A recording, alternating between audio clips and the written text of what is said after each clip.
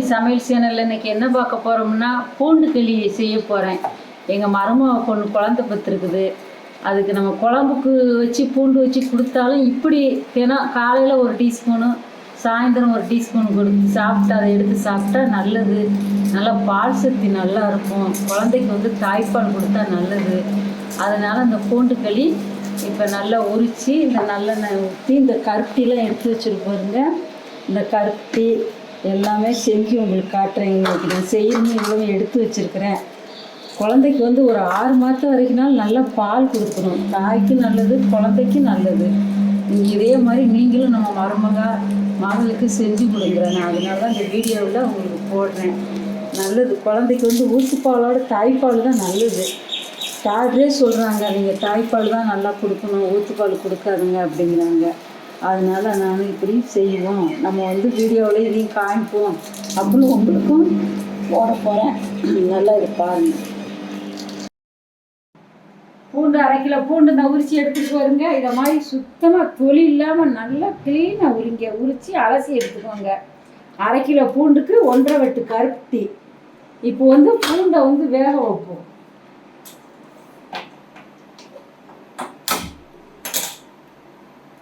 நல்லா தண்ணி ஊற்றி நல்லா மசிக்க வந்துடணும் பூண்டு. இதெல்லாம் அந்த காலத்தில் பச்சை பூண்டை கொடுப்பாங்க. குழந்தை எங்கள் அம்மாவுக்கெல்லாம் சொல்லுவாங்க, பச்சை பூண்டை காலையில் உரித்து கொடுப்பாங்க அவங்க அம்மாவுகளுக்கு. இப்போ எங்கள் புள்ளியை சாப்பிடாதனால இப்படி களி, இதுவும் அந்த காலம் சென்ற களி தான்.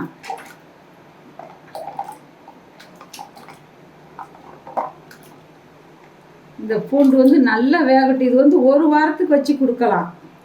குழம்புல போட்டு கொடுக்குறதோட இது ரொம்ப நல்லது. தனி பூண்டா நல்லா ஒவ்வொரு டீஸ்பூனு, காலையில் 1 டீஸ்பூன், சாயந்தரமும் சாப்பிட்ணும். இப்போ வந்து மூடி போட்டு வேக வச்சுருவோம். நல்லா வேகட்டும். இந்த கருப்பட்டியாக பால் எடுப்போம். இதில் தண்ணி ஊற்றி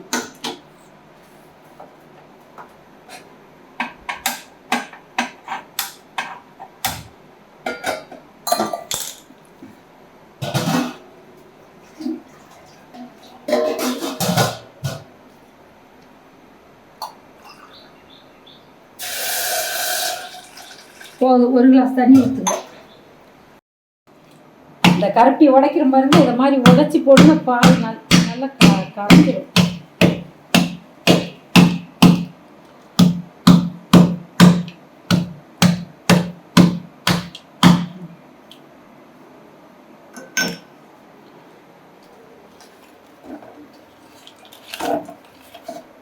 கருப்பி நல்லா தான் இருக்குது. இருந்தாலும் வடிகட்டி ஊற்றணும். பால் எடுத்து முன்னு தூசி. சரி, இந்த பால் எடுத்தாச்சு வருங்க. நம்ம வந்து அந்த இது நல்லா பூண்டு அவியும். இந்த பாலை வடிகட்டி பூண்டு அவிஞ்சிருக்கு பாருங்க.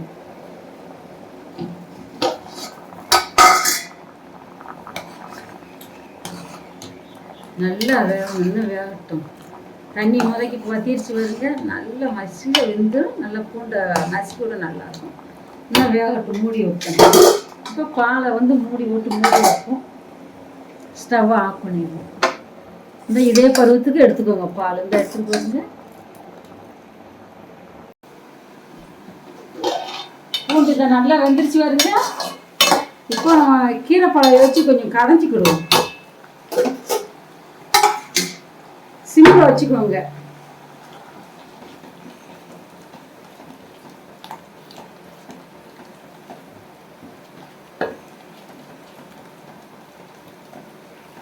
பச்சை பூண்டெல்லாம் கொடுத்தா பிள்ளைகளுக்கு தொண்டைக்குள்ள எரிஞ்சிக்கிட்டு இருக்கும். அதனால நீங்க இப்படி செஞ்சு கொடுத்துருங்க. நல்லா 1 வாரத்துக்கு சாப்பிடுங்க. பால் நல்லா ஊறிடும்.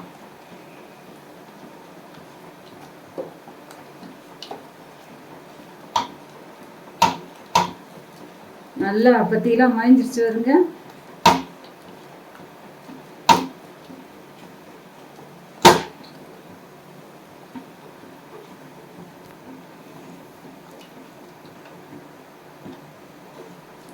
இப்போ கரட்டி பாலை ஊற்றுங்க.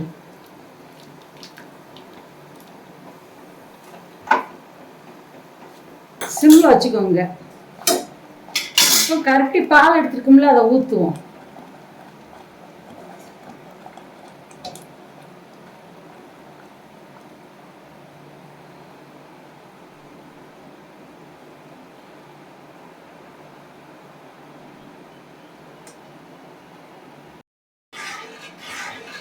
இந்த கருப்பட்டி பூண்டு நல்லா வேகுது வருங்க. நல்லா இதே மாதிரி நான் கட்டி ஆயிடும். நல்லா ரெண்டும் இப்படி கிண்டிக்கிட்டே இருக்கணும். நம்ம களி களியெல்லாம் கிண்டுறோம்ல, அது மாதிரி கிண்டிக்கிட்டே இருக்கணும், இல்லாட்டி அடி பிடிச்சிரும். அதனால இப்படி கிண்டிக்கிட்டு இருக்கணும். அடி பிடிச்சா நல்லா இருக்காது, குங்குணம் வாடை வந்துடும். இப்படியே கிண்டிக்கிட்டே இருந்தீங்கன்னா அல்வா மாதிரி வந்துடும். புள்ளிய சாப்பிடே நல்லா அல்வா மாதிரி சாப்பிடுங்க.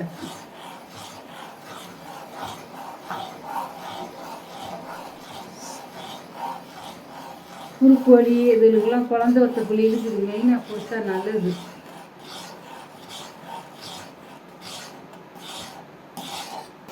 இதே மாதிரி இப்படி கிண்டிக்கிட்டே இருக்கணும், அல்வா மாதிரி வந்துடும். இப்போ கட்டியாக வந்துச்சுங்களா?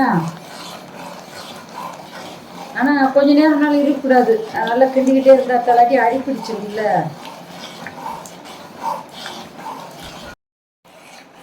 முதக்கி இப்போ இந்த கட்டி ஆயிடுச்சு வருங்க. நம்ம இப்படி கிண்டத்தான் நல்லா இப்படி கரண்டி இப்படி டைட்டாக அப்படி வரும். அல்வாக்குன்னா எப்படி இருக்கும் அது மாதிரி வரும். அந்த லெவலில் தான் எண்ணெய் ஊற்றணும். இப்போ நம்ம கிண்டிக்கிட்டே தான் இருக்கணும், இன்னும் அது கிண்டணும். இந்த வந்துருச்சு வருங்க கட்டியா. இதை மாதிரி இப்போயும் 15 நிமிஷம் ஆயிடுச்சு கிண்டி. இதை மாதிரி கிண்டிக்கிட்டே இருக்கணும். இப்போ தான் அடி பிடிக்கக்கூடாது. இப்போ கவனமாக கிண்டணும். சிம்மில் வச்சுக்கோங்க.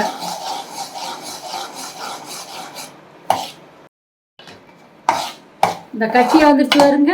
இந்த பருவத்தில் எண்ணெய் ஊற்றுவோம். இந்த இப்படி செஞ்சு அப்படி தெரியணும் சட்டி. அதான் இவ்வளோ கட்டி தேவை. இப்படி அள்ளுனா இப்படி இருக்கணும். இப்போ நம்ம எண்ணெய் ஊற்றுவோம். தேவையான அளவு எண்ணெய் ஊற்றுவோம். இந்த இவ்வளோ எண்ணெய் எடுத்துருக்குறேன். இந்த எடுத்துருக்கோம் பாருங்க. நம்ம காண மட்டும் நான் ஊற்றுறதே பார்த்துக்கோங்க எவ்வளோ எண்ணெய் ஊற்றுவோம்.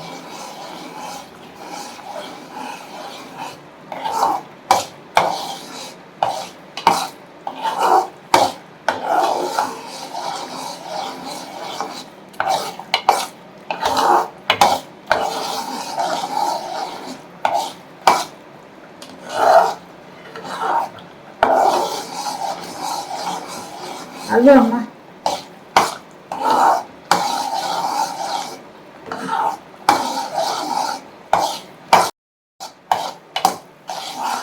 இப்படி கிண்ட கிண்ட அந்த எண்ணெய், கருப்பட்டி, அந்த பூண்டு எல்லாம் ஒன்றா நல்லா மசிஞ்சு வந்துடும்.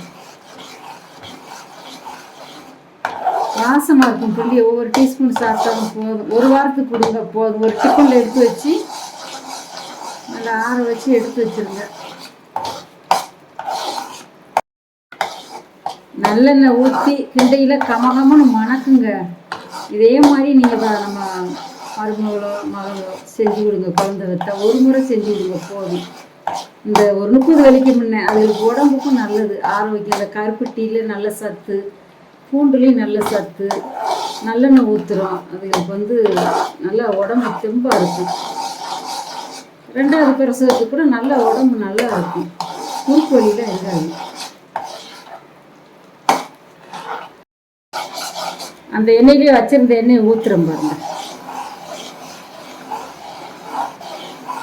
ஊற்றிட்டு இதுக்கு இவ்வளோ எண்ணெய் எடுத்துருக்குறேன். 1/2 கிளாஸ் எண்ணெய். நல்லெண்ணெய் ஊற்றினா கமகமன்னு மணக்குதுங்க. சூப்பராக இருக்கும். நம்ம கடையில் வாங்குறது கூட இப்படி இருக்காது. நம்ம பிள்ளைகளுக்கு கைப்பட நம்மளே செஞ்சு கொடுக்கணும்.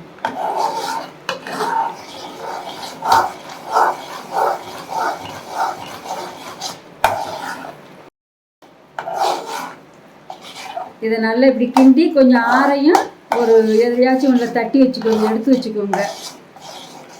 இந்த ரெடி ஆகிடுச்சு வருங்க பூண்டு களி. இந்த வீடியோ பார்த்த அனைவருக்கும் நன்றி, வணக்கம்.